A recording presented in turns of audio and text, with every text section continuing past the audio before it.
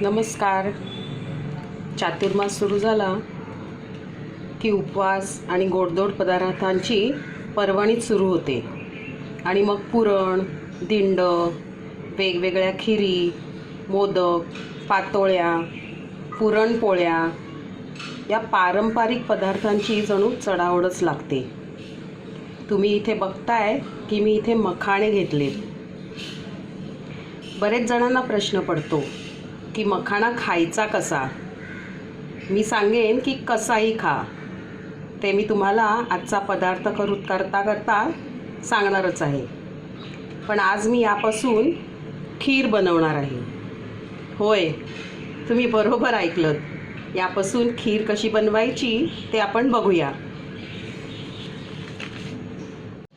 यासाठी मी 2 कप दूध गरम करायला ठेवलेलं आहे. मंद गॅसवरती हे आपण उकळून द्यायचे. फुल क्रीम दूध घ्यायचं आहे आणि ह्याची सायसुद्धा ह्याच्यामध्ये वापरायची आहे. इकडे मी दुसऱ्या गॅसवरती पॅनमध्ये 2 चमचे तूप घातलेलं आहे आणि मखाणे जे मी दाखवले ते मी असे अर्धे करून घेतलेले आहेत, म्हणजे ते पटकन शिजतात. यासाठी साखर घेतलेली आहे, साधारण 7-8 चमचे किंवा आपल्या आवडीनुसार. वेलची पूड आहे, तसंच थोडंसं केशरही घालायचं आहे आपल्याला.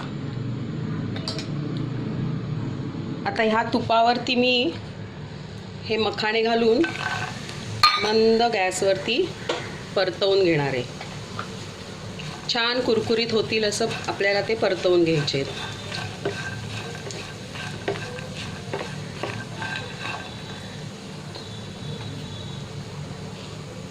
हे भाजून होत आहेत तोपर्यंत मी इथे दुधामध्ये ही साखर घालून घेते आणि ही अशी हलवत राहूया.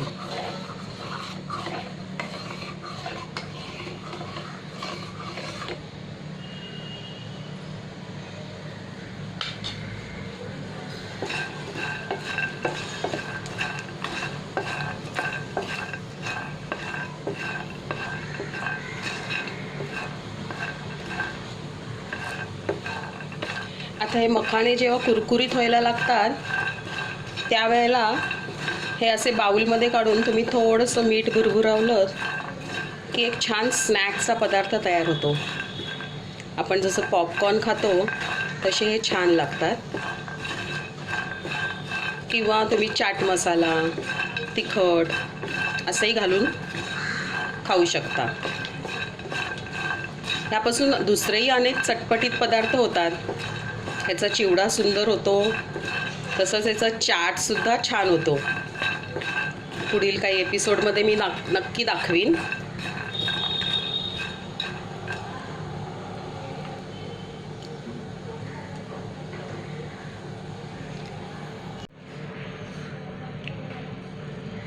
तुम्ही बघताय मखाणे चांगले भाजून झालेले आहेत.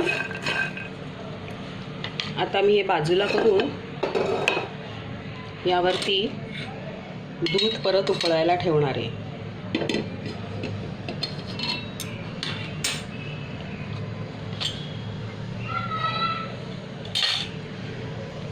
हे आपल्याला सतत हलवत राहायचे साखर विरघळूपर्यंत.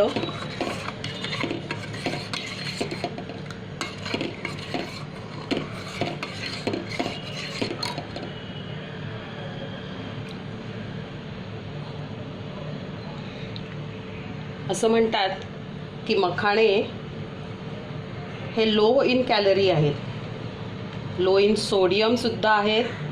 म्हणजे ज्यांना हाय BP आहे त्यांच्यासाठी ते लाभदायक आहेत. तसंच यामध्ये भरपूर प्रमाणात कॅल्शियमसुद्धा आहे, त्यामुळे हाडं मजबूत राहतात. ज्यांना सांधेदुखीचा त्रास आहे त्यांना आराम मिळतो. भरपूर प्रमाणात प्रोटीन्स आहेत. आता आपली ही खीर, दूध हे आपण सतत हलवत राहायचं आहे. म्हणजे लवकर साखर विरघळेल.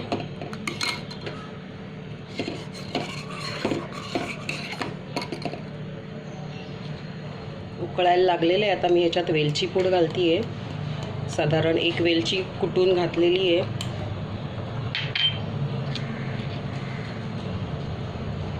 दोन 3 केसराच्या काड्या,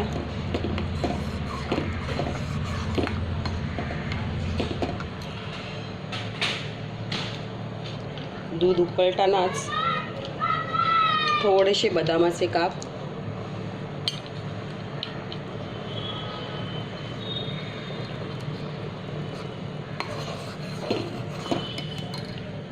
आणि हे उकळायला लागल्यावरती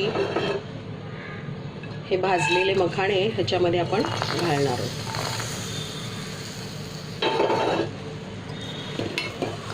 सतत हलवायचे. हे तुम्ही बघताय आपली खीर छान उकळतीये आणि मखाणे एकदम मऊ छान झालेले आहेत. आपण अख्खे मखाणे घेतले तरी चालतात, पण इथे अर्धे केल्यामुळे हे पटकन शिजलेले आहेत. आता मी हे बाउलमध्ये काढून, सर्विंग बाउलमध्ये काढून घेते आणि गार्निश करते. आपली खीर खाण्यासाठी तयार आहे. मी बाउलमध्ये काढून घेतलेली आहे, पण ह्याला थोडंसं गार्निशिंग आपण करूया. वरून बदामाचे काप जे आपण तुपामध्ये थोडेसे क्रिस्प करून घेतलेले, जरा कुरकुरीत.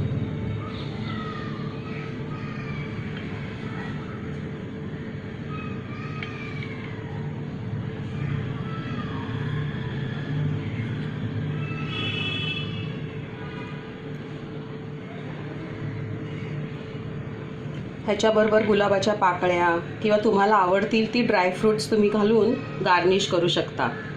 नेहमीच्या खिरीपेक्षा ही वेगळी खीर तुम्ही नक्की करून बघा आणि कशी वाटली ते सांगा.